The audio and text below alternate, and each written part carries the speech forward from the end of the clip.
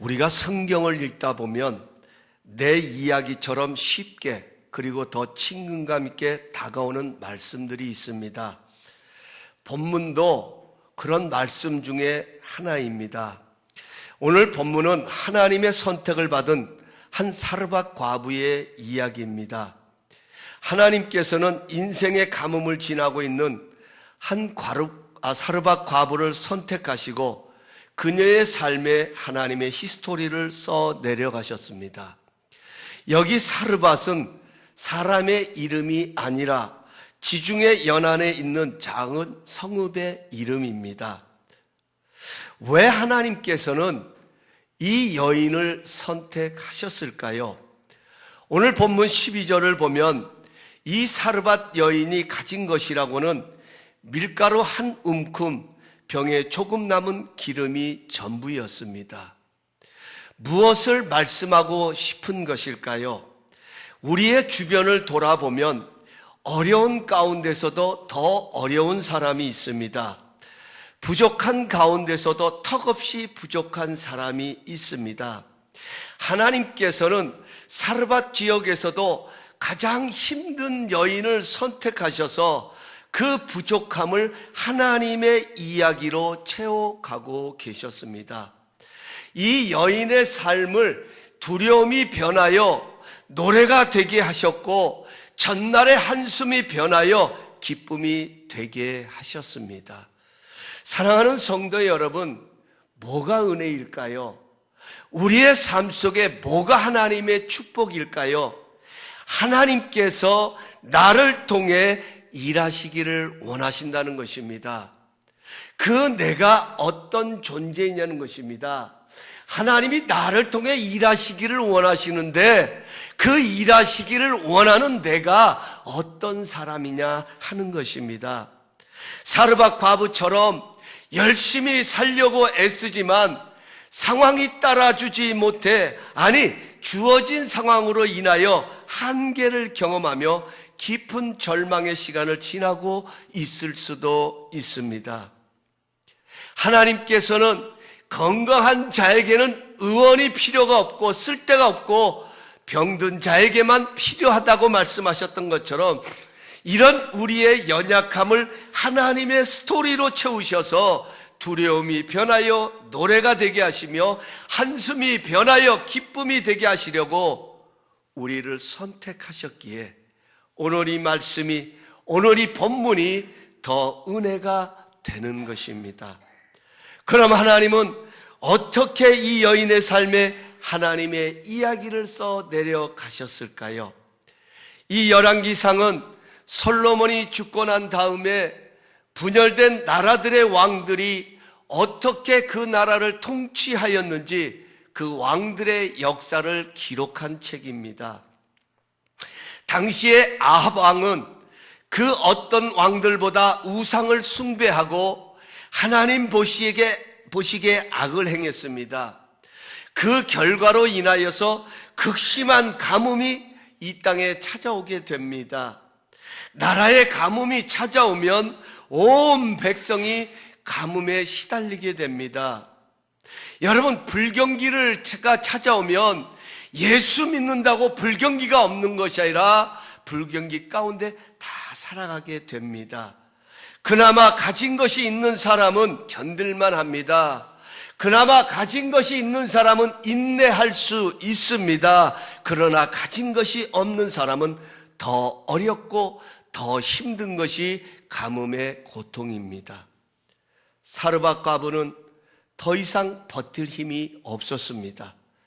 이제 이 여인은 마지막 남은 밀가루 한 움큼과 조금 남은 기름으로 아들과 자신을 위해 마지막 음식을 해먹고 죽을 생각을 했습니다. 그런데 하나님께서는 이렇게 어려운 가정에 생각지 못한 일을 시작하고 계셨습니다. 어려우면 도움의 손길을 보내주셔야 하는데 오히려 그리 시냇가에 숨어있던 엘리야를 이 여인의 가정에 보내셔서 이 여인에게 음식을 얻어먹으라고 말합니다. 엘리야도 이 여인을 만나자마자 물을 조금 달라고 하면서 나를 위하여 떡 한 족을 가져오라고 요구를 합니다. 어떻게 보면 참 매정합니다. 엘리야도 가뭄의 때를 지나기에 그 고통이 얼마나 큰지를 잘 알 수 있습니다. 이 앞에 가서 보면 그 엘리야가 숨어있던 그리 시냇가에 시냇물이 다 말라버렸습니다. 가뭄이 얼마나 극심했는지를 우리에게 잘 표현하고 있습니다. 엘리야가 바로 그런 상황 속에 살았다는 것입니다. 이 가뭄의 고통이라고 하는 것이 얼마나 큰지를 누구보다도 잘 알 것입니다. 더군다나 선지자입니다. 어려운 가정에 신방을 가면 대접은 고사하고 오히려 더 돕고 싶은 것이 솔직한 목회자의 심정입니다. 그런데 남은 것마저 자신을 위해 달라고 말하는 것이 얼마나 매정합니까? 또한 이 여인도 자신도 먹을 것이 없는데 마지막 남은 것으로 선지자를 위해 섬긴다는 것이 얼마나 힘든 일이겠습니까? 그러나 지금 일어나고 있는, 지금 벌어지고 있는 이 일은 결단코 엘리야의 생각이 아니었습니다. 오늘 9절 말씀에 가서 보면 하나님께서는 엘리야보다 먼저 이 여인을 찾아가셨습니다. 그리고 이 여인에게 먼저 하나님의 계획을 들려주셨습니다. 내가 너로 하여금 한 선지자를 보낼 것이다. 그러하여금 그는 너에게 요구하는 것이 있을 것이다. 너는 그를 순종하라고 하나님께서는 먼저 이 여인을 찾아가셔서 하나님의 계획을 들려주셨습니다. 여러분, 이 장면이 우리에게 매우 중요한 것입니다. 사르밧 여인은 이방 여인입니다. 그러나 하나님께서는 이 가정에 계획을 갖고 계셨습니다. 극심한 가뭄을 지나고 있는 이 여인의 가정을 통해 하나님의 숨겨진 이야기를 써 내려가기를 원하셨습니다. 어떻게 하나님께서 그 하나님의 이야기를, 하나님의 스토리를 이 가정에 써 내려가셨습니까? 먼저 말씀하여 주셨습니다. 그리고 그 말씀에 대한 반응을 보인 이 여인의 믿음 위에 하나님의 이야기를 써 내려가셨습니다. 지금도 하나님은 동일하게 일하십니다. 때로는 하나님의 일하시는 모습이 내 눈에 보기에 우리가 이해할 만큼 그렇게 아름답고 항상 사랑스러운 것은 아닙니다. 어쩌면 이 사르밧 과부 여인에게 주어진 것처럼 매정할 수 있습니다. 하나님은 때로는 먼저 우리를 찾아와서 말씀으로 우리를 찾아오십니다. 그 말씀은 항상 믿음을 요구합니다. 그 말씀에 따라 어떻게 반응하냐에 따라 그 상황이 하나님의 이야기가 될 것인가가 결정되는 것입니다. 엘리야는 하나님이 보내신 선지자입니다. 선지자는 하나님의 뜻을 전하는 자입니다. 엘리야는 이 가정의 어려움보다도, 지금 이 가정이 당면하고 있는 이 고통보다도 이 가정에 숨겨진 하나님의 또 다른 은혜를 알고 있었기 때문에 엘리야는 이 가정을 찾아와서 매정하게 이 가정을 향하여 믿음을 보이라고 요구하고 있는 것입니다. 그렇습니다.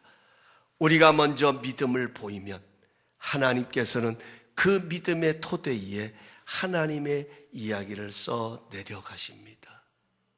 오늘 본문을 보십시오. 그 믿음에 반응을 했더니, 그 믿음에 순종했더니 어떤 결과가 나타났습니까? 오늘 14절 말씀을 한번 우리 함께 보시겠습니다. 14절 말씀 우리 함께 봅니다. 시작. 이스라엘의 하나님 여호와의 말씀이 나 여호와가 비를 지면에 내리는 날까지 그 통에 가루가 떨어지지 아니하고 그 병에 기름이 없어지지 아니하리라 하셨느니라. 아멘. 여러분, 우리 하나님께서 엘리야를 보내셨을 때 아마 그랬을 것 같아요. 하나님이 엘리야에게 명령하셨을 때 엘리야가 하나님, 아니 그 가정에 뭐 먹을 것이 있겠어요? 라고 물었을 것 같아요. 그때 하나님께서 엘리야에게 들려주신 거예요. 아니다. 가라. 가서 전해라. 이 믿음을 보이면 그 통의 가루가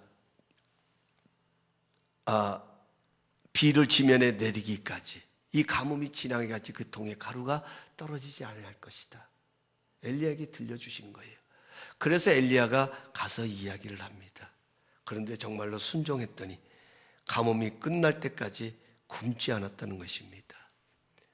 여러분, 물 가운데로 지나도 물이 침몰하지 못하고 불 가운데로 지나도 불이 우리를 사르지 못하는 말씀이 바로 이럴 때 사용되는 말씀입니다.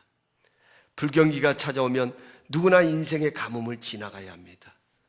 그러나 믿음의 반응을 보였더니 곳간에 먹을 것이 가득 쌓인 것이 아니라 믿음의 반응을 보였더니 하나님이 왕창 부어줘서 이제는 앞날이 걱정 없는 그런 삶이 아니라 인생의 가뭄이 지나기까지, 그 어려운 시간들이 지나기까지 그때마다 은혜를 주시고 보호하셔서 하나님의 이야기를 써내려 가셨다는 것입니다. 여러분, 우리에게 필요한 것이 있다면 이런 은혜가 아닐까요? 누구나 만나는 어려움 우리에게도 찾아옵니다. 누구나 맞이하는 불경기 우리 가운데도 찾아올 수 있습니다. 누구나 맞이하는 가뭄 우리의 가정 속에, 우리의 인생의 여정 속에도 찾아올 수 있습니다.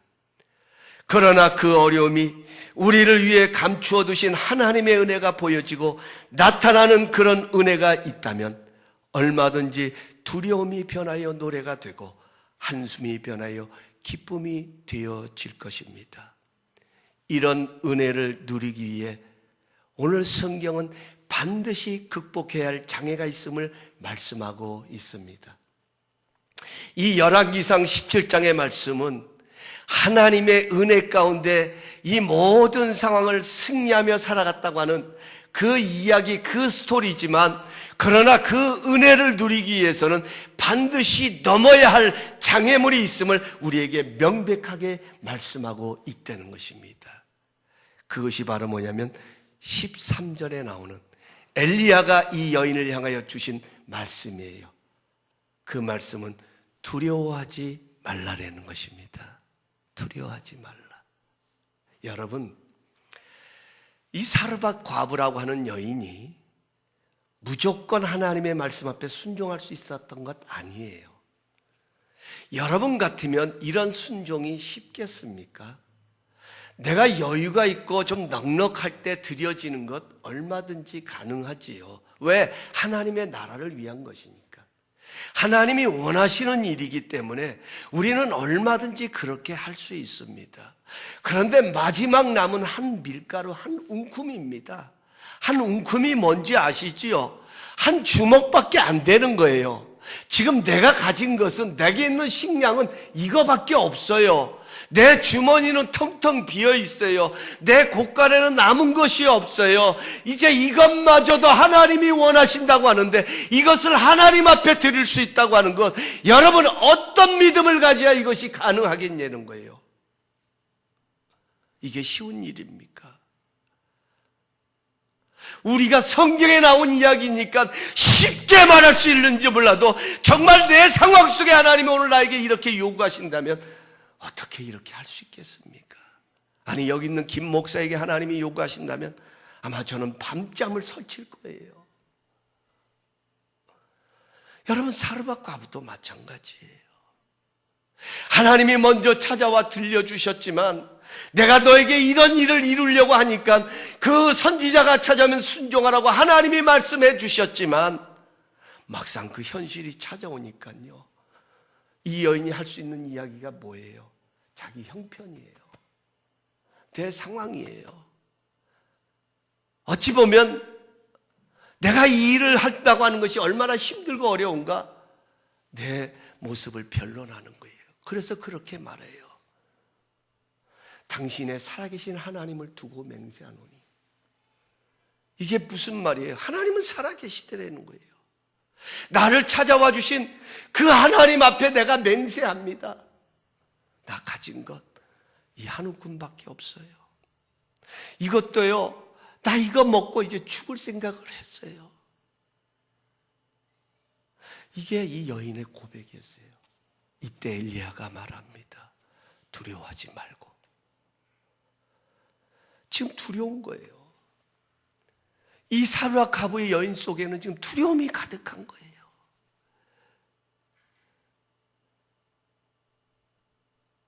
두려워하지 말고 가서 네가 말한 대로, 내가 원래 계획했던 대로, 그래, 음식 만들되 먼저 작은 떡 한 조각.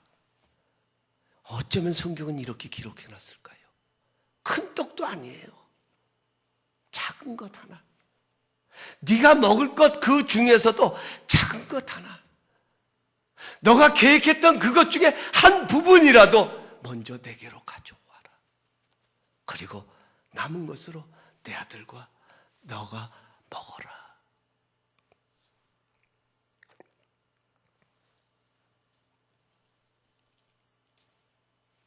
여러분, 저는 이 말씀을 보면서 왜 하나님은 이 방법을 쓰셨을까 하는 겁니다. 왜 하나님께서는 이런 믿음을 요구하셨을까요? 왜 하나님께서는 우리에게 그렇게 믿음의 반응을, 아니 히브리서 11장 6절 말씀처럼 믿음이 없이는 기쁘시게 못하나니, 왜 하나님은 그렇게 우리의 믿음을 기뻐하실까요? 그렇게 믿음을 보고 싶어 하실까요? 여러분, 믿음을 가진 자만이 두려움을 넘어설 수 있기 때문입니다.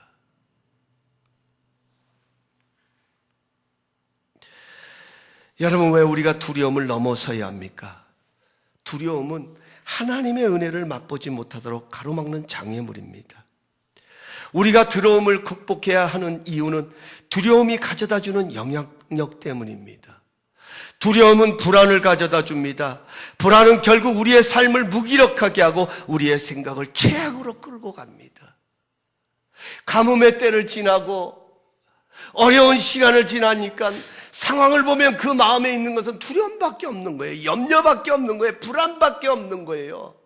그 두려운 마음이 그 상황 때문에 무서운 거, 두려운 것이 아니라, 여러분, 이 여인은 그 두려움이 이제는 내 인생은 끝났다. 나는 이거 먹으면 죽을 것밖에 없다.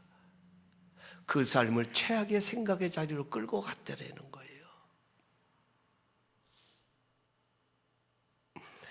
그렇습니다. 여러분, 두려움 앞에는요, 장사가 없습니다. 우리 한국에 메르스가 전염되었을 때 얼마나 많은 국민들이 불안해했습니까? 경제가 올스탑 됐습니다. 학교가 문을 닫고요, 정상적인 생활을 할 수가 없었습니다.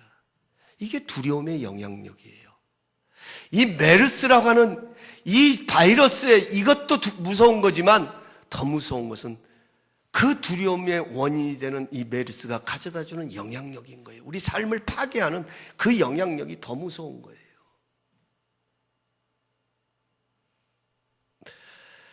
하나님께서는 믿음으로 이 두려움을 넘어서게 하시는 겁니다. 믿음으로. 다시 말하면 믿음이 두려움을 붙들어야 합니다. 두려움이 우리의 믿음을 붙잡아 버리면요, 여러분, 영적인 탈진이 거기서부터 시작되는 거예요.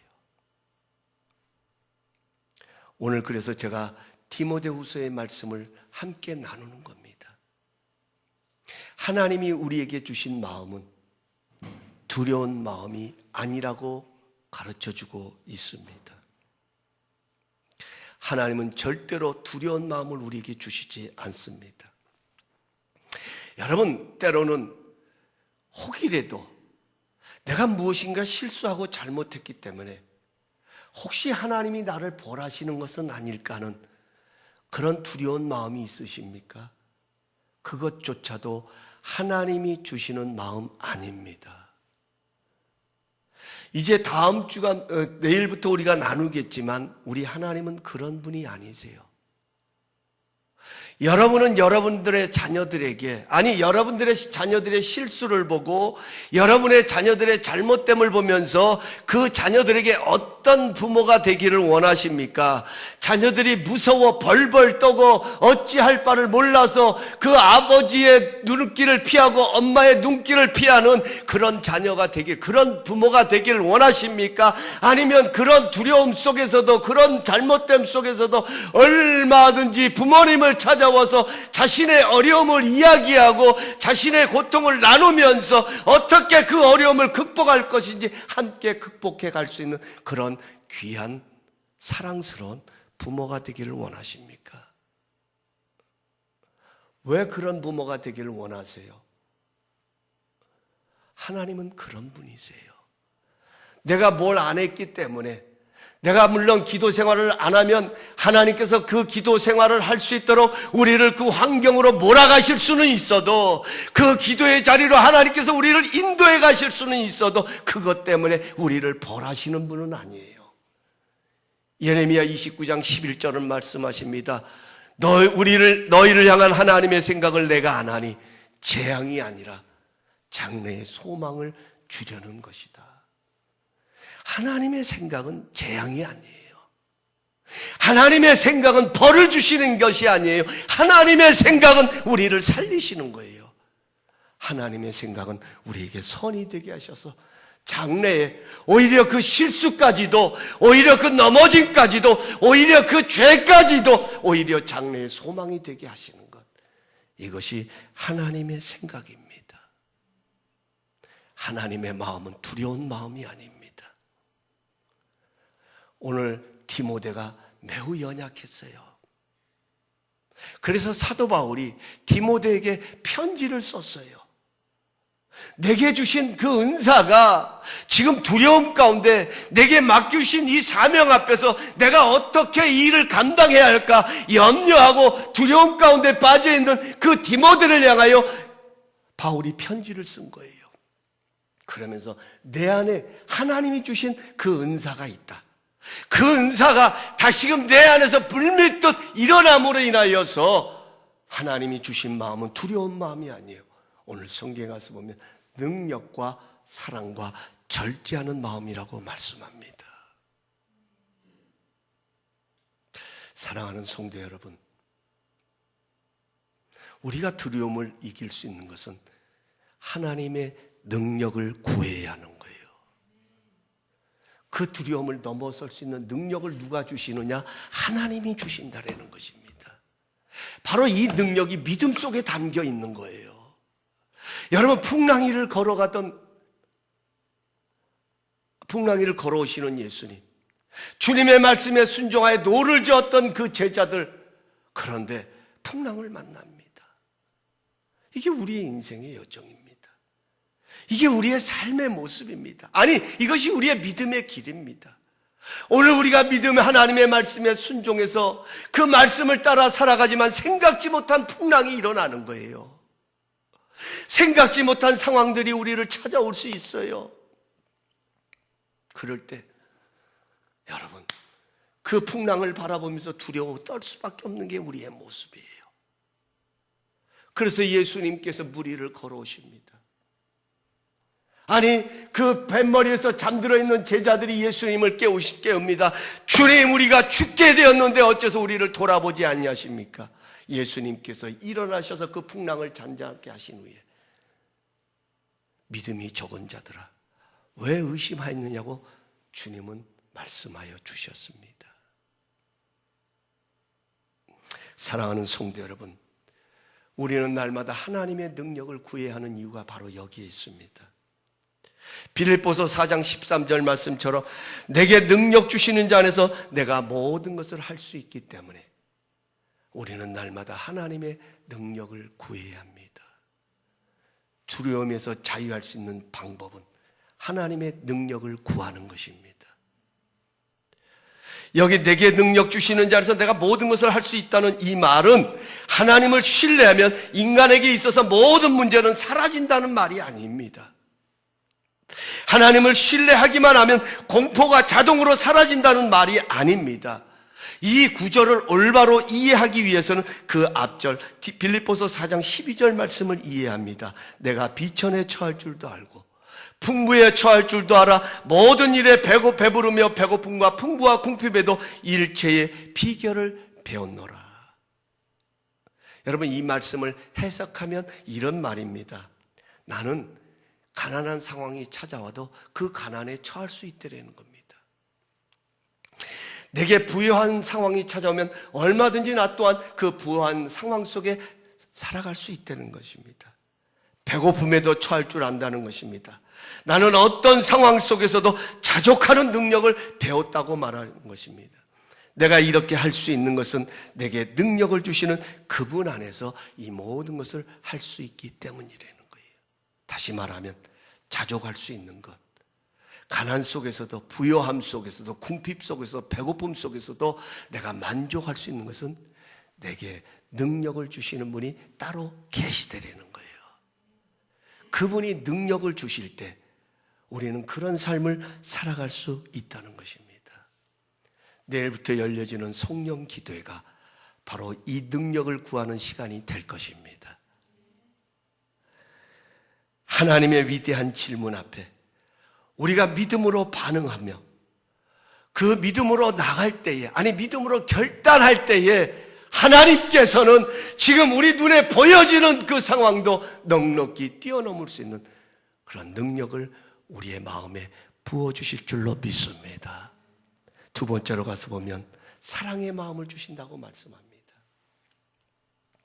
현대 정신 분석학자인 매닝거는 왜 우리가 두려워하는가 그 원인을 분석하면서 그 중요한 이유는 우리가 너무 자신에 몰두하기 때문이다, 이렇게 평가를 했습니다. 근데 제가 그 글을 읽으면서 오늘 이 사르밧 과부의 이야기를 들어보니까, 아니 내 삶을 들여다보니까 정말 그래요.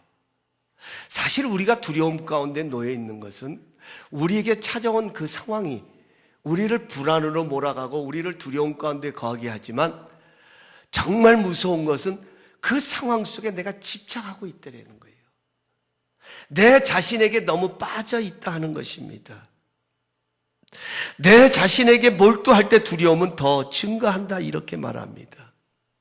요한일서 4장 10절에 가서 보면 사랑 안에 두려움이 없고 온전한 사랑이 두려움을 내어 쫓나니 두려움에는 형별이 없음이라 두려워하는 자는 사랑 안에서 온전히 이루지 못했느니라. 여러분, 사랑이 뭘까요? 사랑은 무조건 잘해주고, 사랑은 무조건 따뜻해야 되고, 사랑은 무조건 나이스하고 젠틀해야 되고, 여러분 그것은 물론 사랑입니다만은 그것은 사랑의 태도겠죠. 사랑의 본질은 사랑은 내게서 사랑하는 대상으로 시선을 옮기는 게 사랑의 본질이에요. 사랑이라는 것은 시선을 옮기는 것입니다. 그래서 사랑해 보면 어떤 현상이 나타나냐면 모든 것이 그 사랑하는 사람에게 맞춰져 있어요.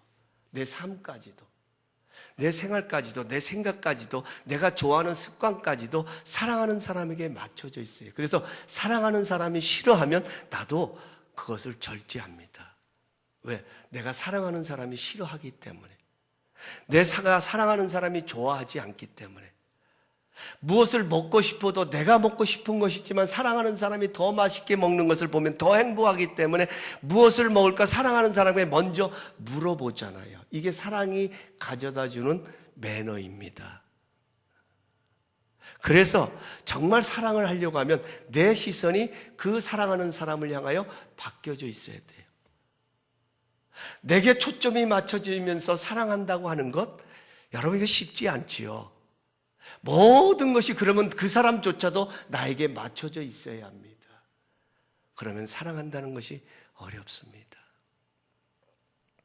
여러분, 이 사르밧 과부에게 하나님이 사랑의 마음을 주신 거예요. 그 시선을 하나님의 은혜에 집중하게 합니다. 자신이 아닌 하나님의 은혜에 더 집중할 수 있는 사랑의 마음을 주셨습니다. 여러분, 이번 송년 기도회를 보내면서 지나면서 우리가 섬기면서 동참하면서 참여하면서 하나님이 우리에게 이런 마음 주실 거예요. 그래요. 우리도 사르밧 과부 여인처럼 정말 우리에게도 이런 하나님의 은혜가 필요합니다. 그래서 그 능력을 구하기도 하고 그 마음을 주실 때 하나님은 먼저 우리에게 사랑의 마음을 주신다는 거예요. 하나님께 집중할 수 있도록, 우리의 마음이 더 하나님을 찾아갈 수 있도록, 우리의 마음이 더 하나님을 향할 수 있도록. 사랑하는 성도 여러분, 하나님은 사랑이십니다. 사랑은 하나님께 속한 것입니다. 그래서 하나님은 사랑의 마음을 주십니다. 하나님을 사랑하고 사랑할 사람을 더 사랑하면 결국 그 사랑이 나를 지켜주고 두려움에서 쫓아낸다, 이렇게 성경은 말씀하고 있습니다. 세 번째로는 절제하는 마음을 주신다는 거예요. 이 절제라고 하는 것, 두려움이 찾아오면 제일 먼저 상실하는 것이 뭐냐면 자제력입니다. 자제력. 어떻게 해야 할 줄을 모르는 거예요. 무엇을 해야 할지 헷갈리는 것이 이 두려움이 가져다 주는 거예요. 그런데 여러분, 하나님께서 주신 이 절제하는 마음이 바로 뭐냐면, 내가 만나는 이 상황 속에서 무엇을 해야 하고 무엇이 우선이 되어야 되고 이 모든 것을 분별할 수 있는 것이 이 절제의 능력 속에서 나온다는 것입니다. 우리는 하나님을 믿지만, 하나님 나라를 사모하지만 분명한 것은 이 땅에 발을 붙이며 살아가잖아요. 이 세상을 떠나서 살아가는 것이 아니라 이 세상에 속해서, 아니 이 세상 가운데서 우리는 하나님을 섬기며 살아갑니다. 그러다 보니 우리는 하나님을 향하는 마음도 있지만 때로는 세상의 것이 우리를 찾아올 때도 있어요. 두려움이 찾아오고 염려가 찾아올 때 얼마나 여러분이 이런 사이 가운데 이 두 사이에서 갈등을 겪고 있습니까? 때로는 두 주인을 섬기려고 하는 이런 모습들이 나타날 때가 있죠. 여러분, 이럴 때 하나님께서는 우리에게 절제하는 마음을 주신다는 거예요. 무엇을 해야 되고 무엇이 우선이 돼야 되고 이 상황을 어떻게 해석할 수 있는지 그런 지혜를 하나님이 주신다는 거예요. 제가요, 어제 제 개인적인 얘기입니다마는 참 월요일 날 모처럼 제가 참 귀한 시간이 나서 가까운 분들과 좋은 시간을 좀 가지려고 계획을 했어요.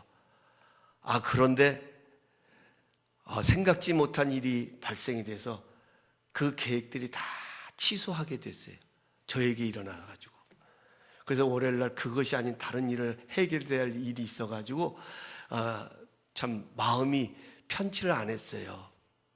또 그것 때문에도 그렇지만 또 그런 일이 일어났기 때문에 좀 마음이 무거웠었습니다. 그런데 말씀을 준비하다가요, 문득 하나님께서 제 마음에 그런 마음을 주시는 거예요. 아마 저의 무거운 마음을 아셨겠죠. 말씀을 준비하면서 그렇게 준비하는 제 마음을 아셨는지 제 마음에 그런 깨달음을 주시는 거예요. 다음 주부터 우리 송년 기도회가 열리는데 그 은혜가 반드시 하나님의 은혜가 임할 텐데 좀 더 그 은혜의 자리를 위해서 저로 하여금 준비할 수 있도록, 더 집중할 수 있도록 하나님께서 그 모든 계획을 잠시 뒤로 미루셨다는 그런 마음을 주시는 거예요. 근데 가만 정신 차리고 생각해 보니 정말 그게 더 소중한 것 같아요. 그게 더 중요한 것 같아요. 여러분, 이번 송년 기도에 우리 교회 하나님께서 불같은 정말 폭풍과 같은, 여러분 놀라우신 풍성하신 은혜를 부어주신다면 이 자리가 어떤 자리가 될까 생각만 해도 기쁘지 않습니까? 노래가 되지 않습니까? 그런 마음이 드니까요, 생각지 못하게 찾아왔던 그 일도 알아서 하나님께서 잘 해결해 주실 것이라는 그런 믿음이 자리를 잡더라고요. 그렇다고 뭐 큰일 생긴 거 아닌가 걱정은 하지 마시고요. 그저 해결해야 할, 다시 스케줄을 잡아야 할 그런 일이 생긴 건데, 어쨌든 여러분 하나님께서 그렇게 해석을 해가게 제 마음의 문을 열어주시고 그 상황에 대한 해석을 새롭게 할 수 있도록 저에게 그런 지혜를 주시는 것을 깨닫게 되었습니다. 그렇습니다. 여러분, 올바른 해석이 올바른 방향을 결정하게 하잖아요. 내게 주어진 상황은 이런 상황 저런 상황이 찾아올 수 있지만 그 상황에 대한 어떻게 그 상황에 대해 해석하느냐에 따라서 우리의 방향도 올바로 결정될 수 있을 것입니다. 그래서 하나님은 절제하는 마음을 주십니다. 그래서 하나님의 능력을 구해야 하는 것입니다. 이제 말씀을 맺겠습니다. 하나님께서는 두려움 가운데 있는 한 과부를 선택하셔서 그녀의 삶을 하나님의 이야기로, 하나님의 히스토리로 채우셨습니다. 우리에게도 불경기가 있고 인생의 가뭄이 있을 수 있습니다. 그러나 그것이 하나님의 일하심이 되어지고 내 인생의 스토리에 감추어진 하나님의 스토리, 하나님의 이야기로 쓰여진다고 하면 반드시 두려움이 변하여 노래가 되고 한숨이 변하여 기쁨이 될 줄로 믿습니다. 중요한 것은 믿음의 반응입니다.